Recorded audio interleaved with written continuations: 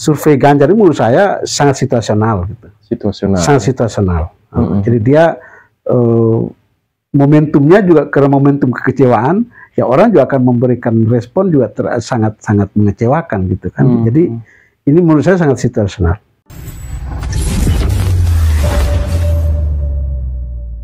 Halo guys, jumpa lagi bersama dengan saya James Boreh di program yang edukatif dan inspiratif, tentunya di Pod James Open Mind.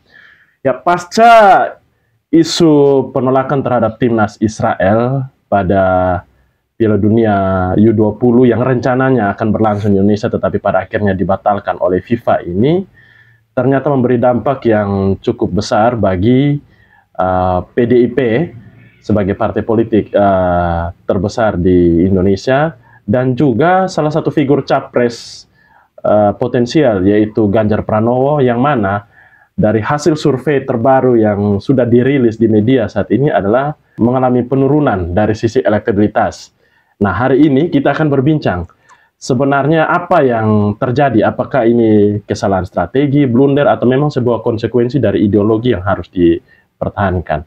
Dan sudah bersama dengan saya pengamat politik Universitas Muhammadiyah Kupang, Bapak Dr. Ahmad Atang. Selamat siang, Pak Ahmad. Selamat siang. Ketemu lagi. Ketemu lagi. Ya, Pak Ahmad, seperti yang mungkin Bapak juga sudah ikuti di media ya, hasil survei yang terbaru ini menempatkan PDIP dan Ganjar ini elektabilitasnya turun, terutama pada figur Ganjar ini cukup merosot. Nah, gitu. Tanggapan Anda seperti apa? Ya, terima kasih Pak James. Yang pertama, khusus untuk hasil survei, memang ini harus kita lihat sebagai bagian dari kerja politik ya.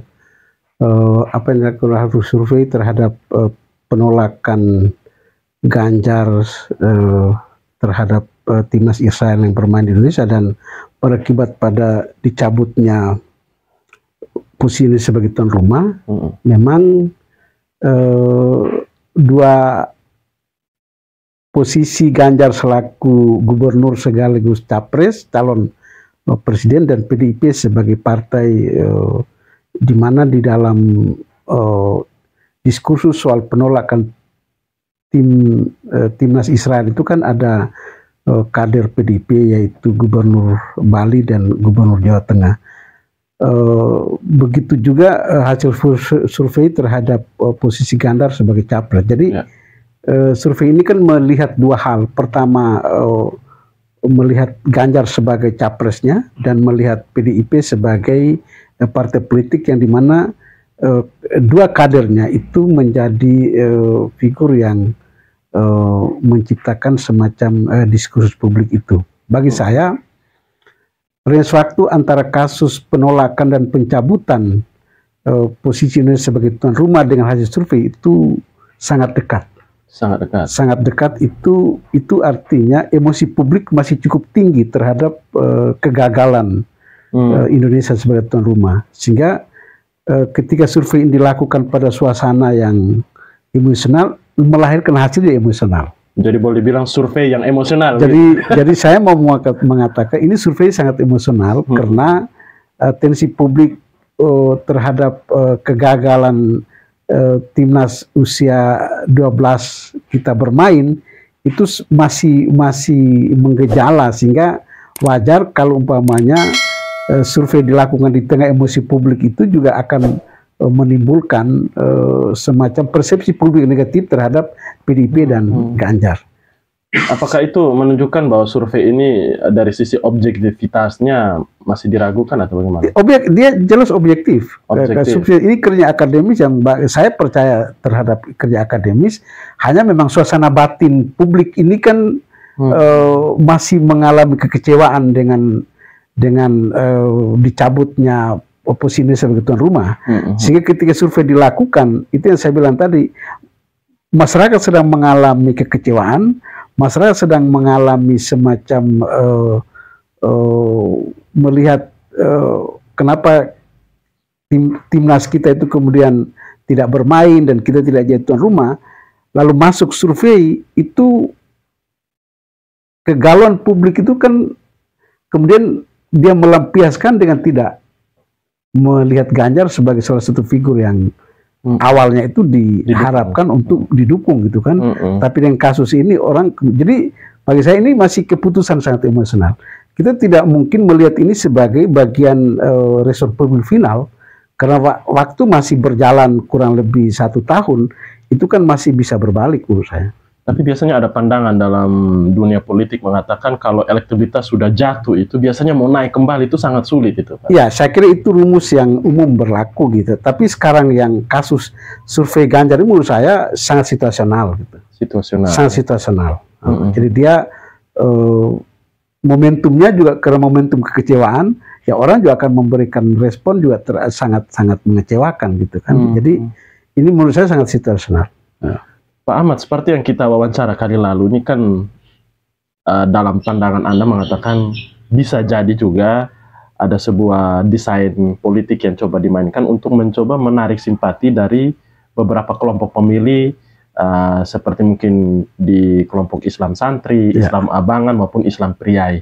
Tapi sepertinya dari hasil survei yang sudah keluar ini, efek terhadap dukungan baru dari kelompok-kelompok Islam ini sepertinya tidak terasa ke Ganjar gitu. Iya.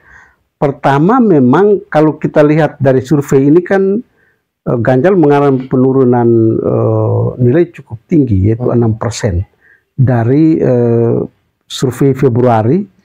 Februari itu dia sekitar 30, sekarang dia turun. Sementara Prabowo naik 6%. Ya, sepertinya pemilih Ganjar pindah ke Prabowo. Ya, sementara Anies ini kan stagnan. Kalaupun naik dia hanya 1% lebih. Itu artinya itu yang saya katakan sangat tergantung kepada sasaran hasil survei, sasaran informan gitu. Kalau informan yang dibidik oleh lembaga survei ini lebih banyak menyisir tentang pemilih abangan gitu ya, itu hasilnya kan seperti ini, karena pemilih abangan ini kan dalam banyak kasus ini kan mereka tidak punya arah politik yang permanen gitu, yang permanen gitu ya, karena mereka tidak sangat ideologis, mereka mudah sekali berubah dan seterusnya. Apalagi politik abangan yang dimaksudkan dalam konteks apa namanya tipikal Islam Indonesia itu ya seperti orang-orang yang beragama gitu ya, tetapi kan praktek keberagaman ini kan ya agak Senin Kamis begitu ya. Yang ada yang kemudian memberikan label semacam Islam KTP dan seterusnya. Ini kan sebetulnya komposisi yang terbanyak sebetulnya di Indonesia. Nah, kalau segmentasi survei itu lebih banyak mendapatkan pandangan dari kaum abangan, saya kira inilah hasilnya. Jadi sehingga kita belum melihat potret pemilih santri yang kemudian menjadi sasaran. Ini kan dua hal yang berbeda. Ketika dia menggabungkan hasil survei dengan segmentasi santri dan abangan, itu kita akan juga melihat bahwa ya ternyata ada balance sebetulnya. Nah, tapi karena memang ini saya bisa memaklumi bahwa hasil survei ini banyak menyisir politisi publik respondennya pada responden informan pada Islam abangan gitu. Nah, kita lihat di sini Pak Ahmad adalah yang mengambil keuntungan yang besar justru ada pada kubu Prabowo atau figur Prabowo itu sendiri, yang istilahnya kecipratan tambahan kurang lebih 6% dukungan baru kepada beliau, sehingga akhirnya hari ini menempatkan beliau di figur capres dengan elektabilitas paling tinggi. Nah, apakah PDIP di sini mungkin salah memanfaatkan momentum, atau mungkin mereka terlalu kaku dengan ideologi mereka dari zaman Soekarno yang katanya menolak keberadaan Israel ini, ataukah seperti apa pandangan Anda? Yang pertama memang ini harus bisa kita lihat bahwa ini tren politik nasionalis cukup menguasai ya dalam peta politik kita. Setidaknya dengan bergesernya pemilih dari Ganjar ke Prabowo itu sebetulnya kan keuntungan juga yang diperoleh oleh kaum nasionalis sebetulnya. Dan ini kalau kita mau lihat sampai kepada pertarungan pemilu 2024, itu memang kekuatan justru ada pada politik abangan ini, karena memang abang ini lebih banyak kumpulan-kumpulan nasionalis sebetulnya, nasionalis demokrat dan seterusnya. Oleh karena itu, ketika pada saat yang sama Ganjar turun, ya, Prabowo naik, itu artinya itu sebetulnya semacam pergeseran horizontal sebetulnya, ya, bukan vertikal gitu.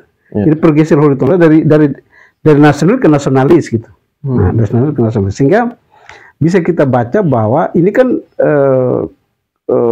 bagi saya apa yang dialami Prabowo hari ini, ya. Kalau tadi disampaikan bahwa kalau dia turun tapi naiknya cepat, kan sama juga. Ganjar tinggi terus turun, Prabowo yang rendah naik juga cepat gitu. Ya.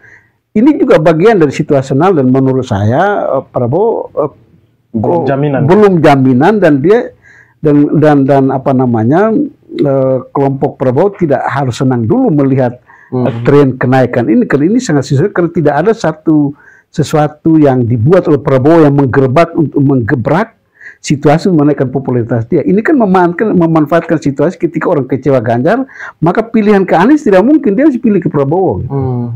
Dia karena pelimpahan suara turunnya Ganjar itu kan masuk ke Anies kan hanya 1%, Pak.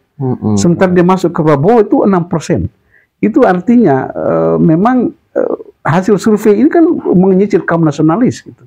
Lebih kuat dibandingkan kelompok santri gitu. Tapi kalau ini kelompok santri, mungkin orang lari ke Anies lebih banyak daripada. Begitu. Ya.